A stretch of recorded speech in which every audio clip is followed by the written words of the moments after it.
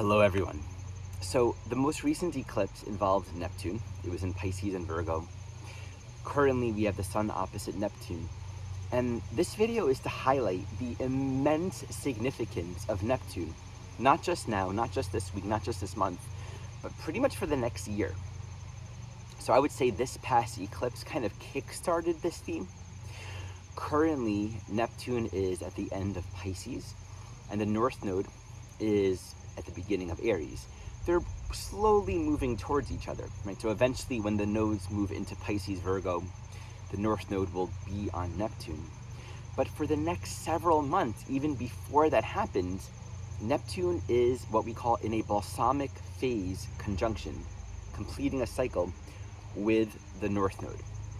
And then even once they meet and Neptune moves into Aries, they are still going to be in a conjunction, then in a new phase conjunction for several months. So it's like solidly 10-ish months or so that Neptune and the North Node are going to be in very active relationship with each other.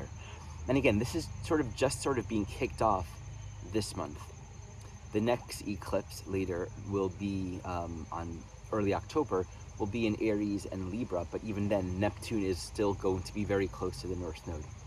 So I want to give some attention in this video to highlighting what it means for Neptune to be so involved with the North Node.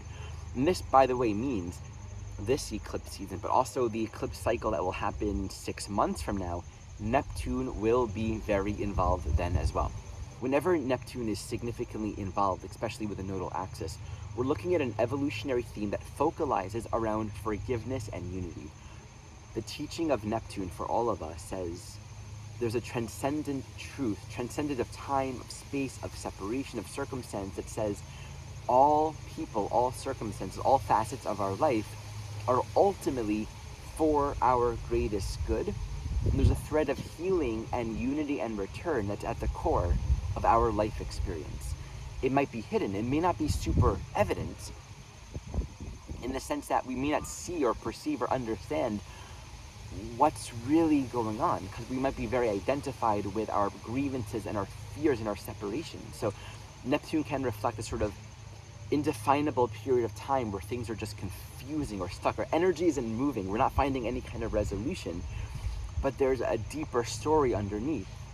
And if we can open to that, orient our attention towards that, open to its grace, receive its guidance, ask for its interpretation, we can find ourselves in this beautiful journey of what otherwise seems stark and hard and difficult, transforming and opening into the most beautiful miracle. And when we heal, we don't heal alone. Like when we have our revelations, like the teaching of Neptune is our journey is one. So your path and my path and all of our relations, all people and circumstances in our life are a part of this shared healing of return and remembering. Never happens in a vacuum. So think about where Neptune is in your chart, that Pisces, Aries, cusp, that whole area. This is significantly over the next many months where the miraculous wants to come through. So where do things seem dark or hopeless? Where is there a lack of faith or meaning? Where might you feel stuck or kind of confined by circumstances that you can't control? Confused and just kind of going along with things. There's so much to unpack here, and I'm sure I'll come back to speak more to it. Even just thinking of just the flow between Pisces and Aries, because the issue here is Pisces is, okay, I'm just surrendering and dissolve, but I feel confused, and when is the savior gonna come, or when am I gonna be, when's it all gonna heal, right? Where our own agency and engagement and involvement doesn't seem to be a part of it. Whereas then Aries is our engagement, our will. And there's this teaching, I think I've shared this recently, that I've been really meditating upon. But when we surrender with Pisces, with Neptune, we also want to be engaged. Now, there's like a willingness. I'm willing, I'm open, but I'm ready, and I'm here, I'm present. So I'm going to be making my own thoughtful, conscious choices, but I'm not making it up. I'm not just deluding myself and trying to invent some kind of reality. I'm present to how the truth wants to move through me, but I'm ready and I'm engaged to act, to move with it, to become a leader of my own spiritual path. This is a practice of deepening our faith and our understanding that spirit and our healing is a deeply co-creative process.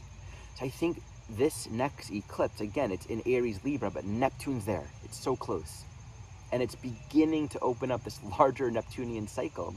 Where in our life are we called to surrender and to trust a deeper healing journey that maybe we don't understand?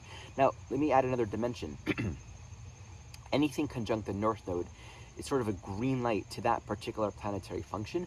It doesn't mean it's easy. It says there's ongoing growth and evolution focused there. This is where a lot of our own evolutionary growth is being integrated and realized. So this Neptune completing a cycle with the North Node is giving a lot of energy and a lot of attention towards this Neptunian journey of finding greater meaning and purpose in our life, in our circumstances, really in the nuances of our human experience, where love, where truth actually wants to make itself known and experienced. So seeing that it's on the North Node, there's a growing evolutionary theme. Now, it's not easy because Neptune is Neptune, and right now Neptune's retrograde. And it's, also completing this larger cycle with Saturn, which is also going to be a part of this nodal story very soon. We can say by association it already is. Both Neptune and Saturn are both in this completing cycle with the North Node. So there's something coming to culmination that we can really say encompasses the total structural reality of our lives. By the time Neptune and the North Node are in proximity, Saturn's going to be right there as well. So on the one hand, this can really emphasize right now that deeper sense of losing faith in meaning, a sense of hopelessness, or the structures and the conditioned forms of time and space might feel very rigid. And yet there's this glimmer of light and hope that comes from outside of time, that comes from eternity, that's actually shining through and making itself known in time. And that light might make itself known through anything, right? It can happen through this rock. It can happen through this video. It can happen through a person you meet. It can happen through a dream. Eternity will find wherever the space is available, in form, in time, in space, to kind of peek through the illusion and point ourselves back to something that's beautifully, miraculously true, reminding us that this is not what we think it is. And the dreariness of our life or the world is not what we think it is. There's something deeply meaningful available for us. So I offer this as well as a prayer for us all to just continue to trust the journey, continue to trust and yield to the wisdom and the beauty and the gift of our circumstances.